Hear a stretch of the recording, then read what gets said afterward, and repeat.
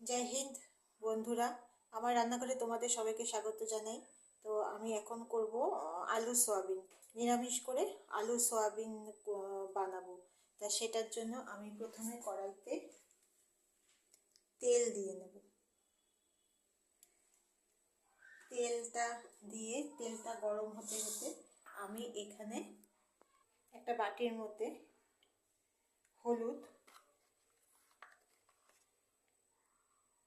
লঙ্কার গুঁড়া আর জিরার গুঁড়া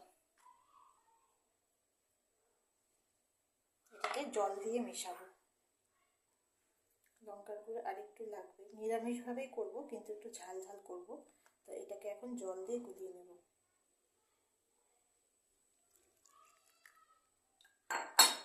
জল দিয়ে ভালো করে এটাকে গুলিয়ে নেব। এখানে দিয়েছি হলুদ, লঙ্কার গুঁড়া আর জিরার গুঁড়া। হয়ে গেছে। এখানে এই আলু সয়াবিনগুলো দিয়ে দেব। সয়াবিনের জলটা একটু চিপে চিপে আমি এখানে আলু সয়াবিনটা দিয়ে দেবো।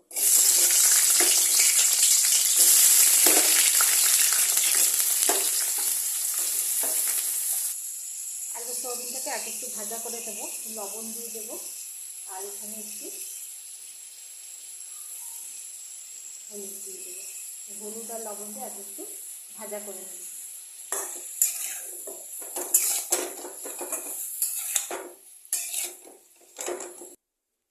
আলু সয়াবিন আমার ভাজা হয়ে গেছে। এখন আমি এখানে দিয়ে দেবো অল্প করে তেল।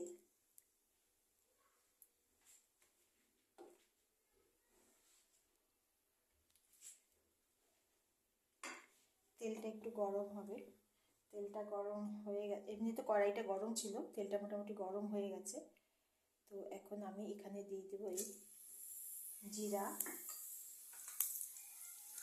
দুটো তিনটে তেজপাতা এইভাবে ছিঁড়ে দেবো আর তার সঙ্গে দেবো দুটো কি তিনটে শুকনো লঙ্কা দিয়ে এখন এটাকে একটু নাড়াচাড়া করবো। জাস্ট একটু সেন্টটা বেরোবে, তারপরে এটার মধ্যে ওই রসটা দিয়ে দেবো যেটা জিরা, লঙ্কা আর হলুদ দিয়ে বানানো।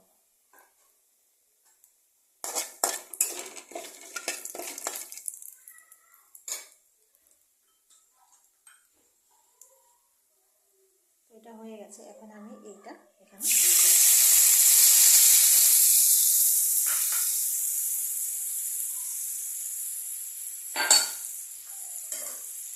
এটাকে গুলে নিয়ে দিয়ে দেবো। এটাকে একটু ফুটতে দেবো, মানে জিনিসটাকে একটু মশলা সহ জিনিসটাকে একটু কষাবো।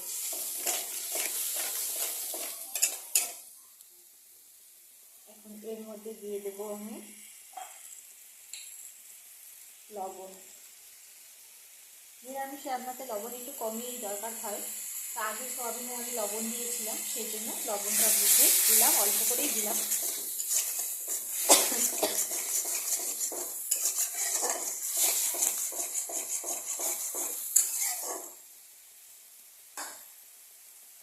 এখন দিয়ে দেবো অল্প করে মিষ্টি। আমরা নিরামিষ তরকারিতে একটু মিষ্টিটা খাই, তো সেই জন্য দিয়েছি। তোমরা যেরকম মিষ্টি তোমরা খাও রান্না তোমরা সেরকম দিয়ে এই জিনিসটাকে একটু কষিয়ে নেবে। তো যেটা আমার কষানো পুরো হয়ে গেছে, কন্টিনিউ কষাতে হবে যাতে একটু তলায় লেগে না যায়, সেই জন্য এটাকে ভালো করে কষাতে হবে। তো আমার এটা কষানো হয়ে গেছে। এখন আমি এটার মধ্যে দিয়ে দেবো আদা বাটা দিয়ে দেবো। আদাটা কেউ ইচ্ছা করলে আগেও দিতে পারো, তো আমি একটু পরে দিই। আদাটা দিলে নিরামিষ তরকারিতে একটু শুধু আদা আদা গন্ধ হয়ে সেটা ভালো লাগে আর কি। তো এই আদাটা দিয়ে একটু নেড়ে আমি এখানে ভাজা করে রাখা আলু সয়াবিনগুলো দিয়ে দেবো।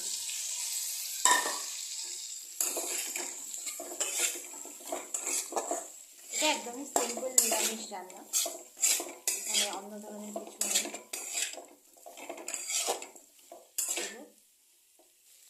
একটু জল দিয়ে এটাকে আবার একটু ভালো করে 1-2 মিনিট কষিয়ে নেব। যাতে আলু সয়াবিনের মধ্যে সমস্ত মশলাগুলো লেগে যায়, একসাথে যাতে মিক্স হয়। 1-2 মিনিট আমি এটাকে ভালো করে কষাবো।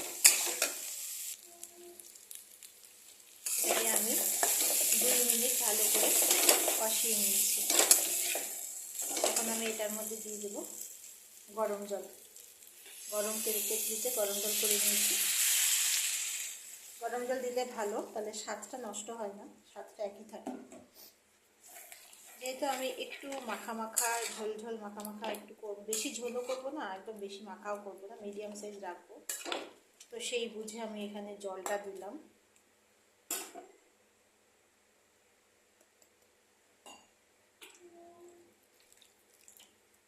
এখন এটাকে আমি ঢাকা দিয়ে দেব।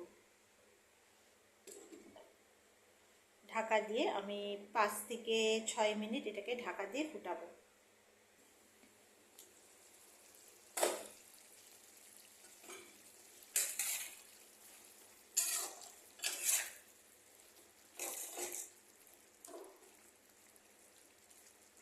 এরকমই একটু ঝোল ঝোল রাখবো, একটু মাখা মাখা ঝোল ঝোল রাখবো। দেখি আলুটা সিদ্ধ হয়েছে নাকি। হ্যাঁ, আলু খুব সুন্দরভাবে সিদ্ধ হয়ে গেছে, সয়াবিনও সিদ্ধ হয়ে গেছে। এখন এটার মধ্যে দিয়ে দেবো চেরা 3টা মতো কাঁচা লঙ্কা দিয়ে দেবো। তোমরা চাইলে আরও বেশি কাঁচা লঙ্কা দিতে পারো। তো এখন আমি এটার মধ্যে দিয়ে দেবো এলাচ আর দারচিনি, তার সঙ্গে লবঙ্গ একসঙ্গে বেটেছি আমি, একসঙ্গে গুঁড়া করে এটা এখান দিয়ে উপর দিয়ে দিয়ে দেবো।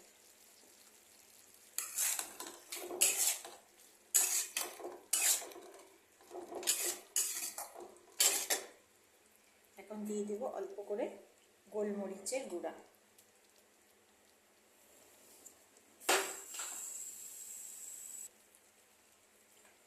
গোলমরিচের গুঁড়া দিয়ে এটাকে একটু নেড়ে ঢাকা দিয়ে গ্যাস বন্ধ করে দেবো। তো আমার এই রেসিপিটা যদি তোমাদের ভালো লেগে থাকে তাহলে লাইক, শেয়ার আর সাবস্ক্রাইব করে দিও। আর কমেন্টসে জানিও কেমন লাগলো। তোমাদের যদি নানা ধরনের সোয়াবিনের ভিডিও থাকে বা রেসিপি থাকে তা আমাকে শেয়ার করবে। ভালো থেকো, আজকের জন্য টাটা।